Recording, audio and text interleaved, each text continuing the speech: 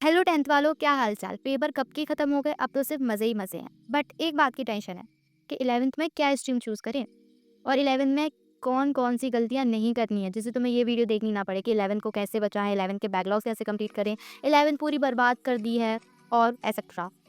So hello shining stars, Radhe Radhe, this is Shivi, welcome back to the channel. And इस video में आपको बताने वाली हूँ कुछ ups and downs class 11th के कि तुम्हें क्या क्या चीज़ें नहीं करनी है एंड मैंने क्या स्ट्रीम चूज़ की थी एंड उसके अकॉर्डिंग उसका सिलेबस वगैरह। तो चलो शुरू करते हैं। सबसे पहले बात करते हैं कि मैंने 11th में क्या चूज़ किया था, क्योंकि currently I am in 12th class. मैंने 11th पास कर ली है बट अभी तक उसका रिजल्ट नहीं आया एंड आई होप कि मैं पास तो हो ही जाऊँगी, क्योंकि एग्ज़ाम में हम खुद लिखते हैं तो हमें पता होता है कि हमने कितना लिखा है, पासिंग मार्क्स का लिखा है कि नहीं लिखा है। सो मैंने चूज़ की थी क्लास 11th में स्ट्रीम साइंस। एंड साइंस लेने के पीछे रीज़न था कि मुझे लेनी थी। 3 टाइप के स्टूडेंट्स होते हैं अकॉर्डिंग टू मी। मतलब पहला जिसको पता होता है कि उसको क्या लेना है स्टार्टिंग से ही, दूसरा जो एंड टाइम पे डिसाइड करता है, तीसरा जिनका डिसाइड होता है कि उन्हें क्या स्ट्रीम लेनी है लेकिन एंड मोमेंट पे वो चेंज कर देते हैं। जैसे कि फॉर एग्जांपल मेरी एक फ्रेंड का ले लो, उसका डिसाइड था कि उसे साइंस लेना है बट उसने चेंज करके आर्ट्स ले लिया। सो कुछ भी कर सकते हैं एंड मोमेंट पे। एंड हम लोग 11th में अगर सब्जेक्ट एक पढ़ के 12th में भी हम उसे चेंज कर सकते हैं, ये भी ऑप्शन रहता है हम लोग के पास। सो ये वीडियो सबसे ज़्यादा इम्पॉर्टेंट है पीसीबी स्टूडेंट्स के लिए जो कि साइंस लेने वाले हैं 11th में, तो ज़रूर देखना इस वीडियो को। तो अब बात करते हैं कि तुम्हें क्या क्या पढ़ना है, कितने सब्जेक्ट्स होंगे और कैसे क्या कवर करना है। तो ध्यान से सुनना मेरी बातों को। केमिस्ट्री पहले एक ही 10th भूल जाना। 10th में साइंस की सिर्फ एक बुक होती थी जिसमें फिजिक्स, केमिस्ट्री एंड बायो होता था, पर 11th में ऐसा नहीं है। 11th में केमिस्ट्री की 2 बुक्स, फिजिक्स की 2 बुक्स और बायो की 1 बुक होगी, लेकिन बायो भी 2 सेक्शंस में डिवाइड होगा, एक जूलॉजी और एक बॉटनी। एंड उसके हिसाब से तुम्हें कंप्लीट करना है। चैप्टर्स भी डिवाइड हो जाएंगे कि कौन से जूलॉजी में आते हैं और कौन से बॉटनी में आते हैं। सो सबसे पहले बात करते हैं हम केमिस्ट्री की, जो कि मैंने सबसे पहले ही लेके रखी है। देखो ये पार्ट 1 बुक है।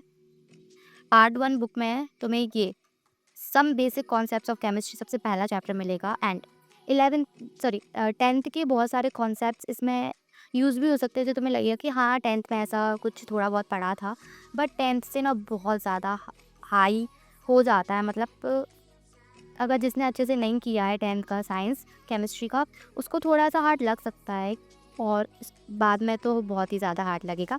बट अगर अपन लोग स्टार्टिंग से अच्छे से पढ़ेंगे, चैप्टर्स को रिवाइज करेंगे, कॉन्सेप्ट को क्लियर रखेंगे, तो इतना भी डिफ़िकल्ट नहीं है कुछ। जैसे कि पार्ट 1 में यहाँ पर इक्विलिब्रियम तक है, इसमें यूनिट 6 तक है इसमें। एंड केमिस्ट्री में ना केमिस्ट्री भी 3 पार्ट्स में डिवाइड है। उसमें फिज़िकल केमिस्ट्री में और ऑर्गेनिक में, इनऑर्गेनिक में। तो तुम्हें सबके अलग अलग टॉपिक्स हैं और सबके अलग अलग वो भी हैं। जैसे फिजिकल में न्यूमेरिकल्स वगैरह ज़्यादा आते हैं, इनऑर्गेनिक में याद रखने वाली चीज़ें हैं, ऑर्गेनिक में भी थोड़े कॉन्सेप्चुअल चीज़ें याद रखने वाली ज़्यादा हैं। इन सबके लिए तुम्हें ना ऑर्गेनिक इनऑर्गेनिक के लिए ना बुक फॉलो करनी है, क्योंकि बुक बहुत इंपॉर्टेंट है। उसका एग्ज़ाम पॉइंट ऑफ व्यू से ना उसी से क्वेश्चंस आते हैं बहुत ज़्यादा। जैसे कि तुम्हें ये फिजिकल का है, ये भी फिजिकल का है, ये इनऑर्गेनिक का है, ये इनऑर्गेनिक का है और ये इनऑर्गेनिक का है, ये फिजिकल का है, ये फिजिकल का है। अब जो नेक्स्ट बुक में है ना, उसमें जो पहला चैप्टर है वो फिजिकल का है, बट उसके बाद जो 2 चैप्टर बचेंगे वो ऑर्गेनिक के हैं। एंड इसमें मेरे साथ एक फ़नी सीन हुआ था।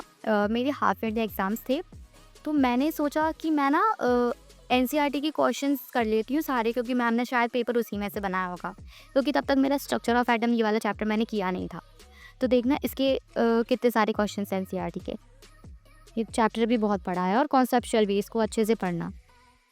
कहाँ गया? हाँ ये रहा। तो इसके पूरे क्वेश्चन से आई थिंक 70, हाँ 67 है, हाँ 70 तक की, मतलब 67 क्वेश्चन है इसके। इसमें से बहुत सारे हद तक मैं 50 क्वेश्चन तो करके ही गई थी कि मुझे आते हैं अच्छे से। और हाफ ईयरली में ऐसा तो है ही नहीं कि ये चैप्टर आएगा, और भी चैप्टर्स आए थे, पर लिटरली उसमें से एक भी क्वेश्चन नहीं आया। एंड किस में से क्वेश्चन आए, इस एन एग्जाम्पल्स में से। यहाँ पर बुक्स के बीच में जो एग्जाम्पल्स, जैसे कि ये एग्जाम्पल्स दिए रहते हैं, ये प्रॉब्लम्स वगैरह उसमें से आते हैं। तो बुक के एग्जाम्पल्स बहुत इंपॉर्टेंट है। अगर तुम लोग एक्सरसाइज के क्वेश्चन करो तो तुम लोग की प्रैक्टिस होगी, एक्सरसाइज के क्वेश्चंस भी करने पड़ेंगे, क्योंकि टीचर्स का पता नहीं है ना एक्सरसाइज के क्वेश्चन दे या फिर इसके दे। तो एग्ज़ाम्पल्स बहुत इम्पोर्टेंट है, मतलब चैप्टर्स के बीच में से बहुत इम्पोर्टेंट है। एंड वो मुझे मतलब पेपर में ऐसा लग रहा था ना मुझे कि मुझे कुछ भी नहीं आता है, क्योंकि मैं सिर्फ़ उसको मतलब समझ लो कि मैं रट्टा ही मार के गई थी, क्योंकि मुझे चैप्टर तो नहीं आता था, बट मैंने सोचा कि इनके क्वेश्चंस कर लूँगी तो गंदे मार्क्स तो नहीं आएँगे कम से कम। बट एक भी क्वेश्चन नहीं आया एंड मेरी हालत इतनी बेकार, मुझे इतना रिग्रेट वाली फीलिंग आ रही थी यार, मतलब एक्सप्लेन नहीं कर सकती मैं। एंड अगर मैं अपनी कथा बताने बैठी ना तो ये वीडियो बहुत लंबी हो जाएगी। तो अब चलो अब नेक्स्ट की बात करते हैं। देखो, अब ये है केमिस्ट्री का पार्ट सेकंड। एक्चुअली मेरे पास ओल्ड बुक है, तो इसमें पुराने चैप्टर्स भी हैं जो कट हो चुके हैं। बट देखो ये है फिज़िकल का, एंड उसके बाद ये है ऑर्गेनिक। एंड ये जो सारे चैप्टर्स दिख रहे हैं ना इसमें, ये कट हो चुके हैं। तो ये है ऑर्गेनिक का। ऑर्गेनिक के 2 ये चैप्टर्स हैं। देखने में लगेगा कि सिर्फ 2 चैप्टर्स हैं, बट बड़े बहुत हैं ये, और कॉन्सेप्चुअल भी, और समझने के लिए बहुत कुछ है इसमें। एंड ये एंड जो भी अगर मैं इस वीडियो में बताऊँ, तुम लोग घबराना मत कि इतना सब कुछ ऐसा नहीं है। देखो जिसे साइंस लेनी है वो तो लेगा ही, भई भले ही मतलब कितना भी डिफ़िकल्ट हो, जिसने सोच लिया है कि उसे लेना ही है। एंड इससे डरने की बात नहीं है, ये सब रियलिटी है। तुम्हें जितना जल्दी पता चले उतना ही सही है, कि तुम्हें पढ़ना तो पड़ेगा। ऐसा नहीं है कि एग्ज़ाम के 1 दिन पहले तुमने पढ़ लिया और तुम अच्छे मार्क्स ले आए, नहीं। इसमें अगर तुम कंसिस्टेंस मतलब ऐसा सब्जेक्ट ले रहे हो तुम, इसमें तुम्हें पढ़ना पड़ेगा। मतलब अच्छे से पढ़ो, ज़्यादा भी नहीं है ऐसा कि तुम्हें इतना सारा पढ़ना है। अगर डेली पढ़ोगे तो बर्डन आएगा भी नहीं। एंड होपफुली बहुत सारे बच्चे अपनी 11th बर्बाद कर देते हैं। मैंने बहुत सारे अपने सीनियर से भी सुना है कि मैंने तो अपनी 11th बर्बाद कर दी थी, मैंने अपनी 11th में ज़्यादा कुछ पढ़ा नहीं था। बट मैंने ऐसा नहीं किया। हाँ, हद तक मुझे ऐसा लगा कि मुझसे कुछ नहीं हो पाएगा। एंड मोमेंट में मैंने सोचा कि छोड़ो यार, अब कुछ नहीं हो पाएगा। बट एंड तक मैंने होप नहीं छोड़ा। मुझसे जो हुआ वो मैंने किया। एंड मुझे लगता है कि मैंने अपना 11th उतना ज़्यादा बर्बाद नहीं किया है जितना कि हो जाता। मैंने हद तक बचा लिया। एंड तुम लोगों को भी ये सजेस्ट करूँगी, 11th बिल्कुल बर्बाद मत करना अपना। अब फिज़िक्स की बात करते हैं। तो फिज़िक्स से सबको डर लगता है। इवन 10th में भी डर लगता था। अब तो तुम्हें फिज़िक्स अलग पढ़नी पड़ेगी, फिज़िक्स का अलग पेपर बनेगा। ऐसा भी नहीं है कि मैं केमिस्ट्री और बायो में अच्छा स्कोर कर लूँ और फिज़िक्स के क्या कहते हैं क्वेश्चन छोड़ दूँ तो मैं पास हो जाऊँगी। बट अब फिज़िक्स का एग्ज़ाम अलग होगा, तो तुम्हें फिज़िक्स में भी पासिंग स्कोर करना पड़ेगा। तो ये तो पार्ट 2 है। मैं पार्ट 1 दिखाती हूँ, रुको। ये है पार्ट 1 फिज़िक्स का। फिज़िक्स में टोटल 14 चैप्टर्स हैं। इसमें भी ये चैप्टर्स देखो।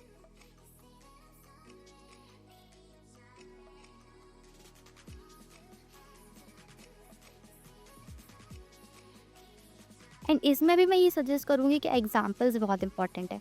मतलब हर चैप्टर के एग्ज़ाम्पल्स लगाने ही हैं। एग्ज़ाम वाइज़ तो बहुत इम्पॉर्टेंट है ही। एंड और भी अगर तुम किसी कॉम्पिटिटिव एग्ज़ाम की तैयारी कर रहे हो तो उसमें भी आ सकते हैं। तो ये सारे चैप्टर्स हैं। मैं जो सोच रही हूँ तुम्हें जल्दी-जल्दी बता दूँ सारी चीज़ें, एंड ये वीडियो भी ज़्यादा लंबी ना हो, क्योंकि तुम लोग बोर हो जाओगे इस वीडियो को देखते हुए। तो देखो ये पार्ट 1 था एंड ये पार्ट 2 है, जिसमें भी देखो हाँ, ये रहे। ये ये रहे। देखो यहाँ पर एक ये लगा हुआ है कि पार्ट 1 में इतने चैप्टर्स थे। ये रहे। तो यहाँ तक वेव्स लास्ट चैप्टर है। एंड फिज़िक्स भी एक डराने वाला सब्जेक्ट है, बट मैं वही कह रही हूँ, तुम्हें डरना नहीं है। जितना आ रहा है, जैसे आ रहा है करते जाना है, पीछे नहीं छोड़ना है। जो भी तुम बैच लोगे ऑनलाइन या फिर ऑफलाइन पढ़ोगे, रेगुलर क्लासेस अटेंड करनी है, फिज़िक्स के क्वेश्चन सॉल्व करने हैं एग्ज़ाम के वाइज। एंड अगर छोड़ दिया तो फिर वो बैकलॉग्स का रोना, जो मैं अभी तक गाती हूँ। मतलब रोना गाएंगे कैसे, मतलब रोती हूँ। अब देखो लास्ट की बात करेंगे बायो की। मेरी बायो की बुक को देख के बिल्कुल भी जज मत करना मुझे। एक्चुअली इसका कवर था वो पहले से ही मुझे फटा हुआ मिला था। मुझे ओल्ड बुक चाहिए थी कुछ रीज़न्स की वजह से, तो मैंने वो ली थी। तो ये फटा हुआ था, तो मैंने सोचा ठीक है अंकल आप दे दो उसको, कि मैंने सोचा कि पढ़ना ही तो है, फिर ओल्ड बुक चाहिए थी मुझे, तो फिर ये ऐसे ही मिली मुझे। एंड इसमें हम चैप्टर्स की बात करते हैं, इसमें कुछ पुराने चैप्टर्स भी हैं। बट देखो ये बॉटनी का है, ये बॉटनी का है, ये बॉटनी का है, ये जूलॉजी का है, ये बॉटनी का है, ये बॉटनी का है, ये जूलॉजी का है, ये बॉटनी का है, ये जूलॉजी का है, ये बॉटनी का है। फिर उसमें से ये बॉटनी, ये बॉटनी, ये बॉटनी एंड ये सारे जूलॉजी के। एंड तुम्हें ज़ूलॉजी और बॉटनी में सिर्फ एनसीईआरटी फॉलो करनी है। एनसीईआरटी बहुत सही है, बट तुम्हें इसे समझने के लिए, क्योंकि इसमें एक लाइन लिखी होगी बट उसका मतलब पूरे पेज में समझाया जाएगा। तो इसे समझने के लिए तुम्हें वीडियोज़ देखनी पड़ेगी, कोचिंग लगानी पड़ेगी ऑनलाइन या ऑफलाइन, कोचिंग से समझना पड़ेगा। एंड लास्टली अपने बैकलॉग्स बिल्कुल भी इकट्ठा मत करना, सारे के सारे टाइम टू टाइम कंप्लीट करना, चैप्टर्स भी, सिलेबस भी। अगर साथ ही साथ करोगे ना तो मस्ती भी हो जाएगी, वरना तुम्हें इतना भयंकर रिग्रेट होगा। पूरे दिन वही सोचते रहोगे कि मेरा सिलेबस कंप्लीट नहीं है और मैं क्या करूँ, मेरी 11th बर्बाद होने जा रही है, ये सब कुछ। फिर तुम लास्ट में वही वीडियो देखोगे कि वन शॉट से कैसे कंप्लीट करें, 11 को कैसे बचाएं। एंड बहुत सारे स्टूडेंट्स के साथ यही हाल होता है, तो तुम मत करना ऐसा और अपना बेस्ट देना। और तुम ये सोचो ना कि तुम सबसे बोलोगे कि मैंने अपनी 11th बर्बाद नहीं की, क्योंकि मोस्ट ऑफ द स्टूडेंट कर देते हैं। एंड जिन्होंने नहीं की है उनके लिए नहीं बोल रही हूँ, बट मैंने अपने अराउंड जितने भी बच्चे देखे हैं उन्होंने ऐसा किया है, तो मैं उसके अकॉर्डिंग बोल रही हूँ। सो that's all and I think इतना ही बहुत है। और किसी उस पर अगर तुम्हें इंफॉर्मेशन चाहिए चैप्टर वाइज या फिर किसी चैप्टर को लेके या फिर किसी बुक को लेके, जैसे फिजिक्स या केमिस्ट्री से रिलेटेड कुछ क्वेश्चंस पूछने हैं, तो तुम कमेंट में पूछ सकते हो। सो that's all for this video, I hope.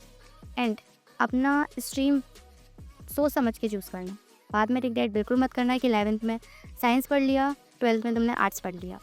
ऐसा नहीं, सोच के लेना, 11th में जो लेना है वही 12th में भी लेना। So that's all for this video, bye bye, stay motivated.